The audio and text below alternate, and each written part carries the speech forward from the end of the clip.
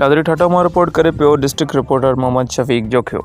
जुंगशाई खां 4 किलोमीटर अंदर कोहिस्तान 373 जुंगशाई जे ॻोठ जान मोहम्मद जोखियो जेको गुज़िरियल 8 सालनि खां गर्ल्स ऐं बॉयज़ प्राइमरी स्कूल ज़ुबून हालत में पियल आहे। अहिड़ो इज़हार ईदन जोखियो ॿुधायो त स्कूल जूं छितूं दरवाज़ा दरियूं छित करण सबबि स्कूल तबाही जो मंज़र बणियल ॻोठ जा ॿार तालीम खां महरूम, उस्ताद हुअण बावजूदि ॿार तालीम खां महरूम थियण लॻा।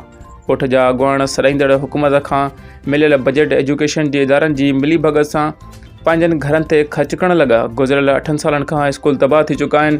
हिन वक़्त ताईं को बि स्कूल जी मरमती कमु न थी सघियो आहे। SMC खां मिलंदड़ फंड किथे ख़र्च थींदा रहिया। न ॿारनि जी वेहण लाइ डेस्कूं आहिनि। डेस्कूं उस्तादनि जे घर जूं ज़ीनत बणियल आहिनि। उस्ताद घर वेठे पघारूं खणी रहिया आहिनि। असां एजुकेशन मिनिस्टर सैयद सरदार शाह, वज़ीर आला सिंध सैयद मुराद अली शाह, DC ठट्टा खां गुज़ारिश था करियूं त स्कूल जो विज़िट कयो वञे, स्कूल जे नालनि ते मिलियल बजट जी जांच पड़ताल कई वञे, ॻोठ जान मोहम्मद जोखियो जो स्कूलनि जो मरमती कमु शुरू करायो वञे ऐं जीअं ॻोठ जे ॿारनि खे तालीम खां महरूम थियण खां बचायो वञे।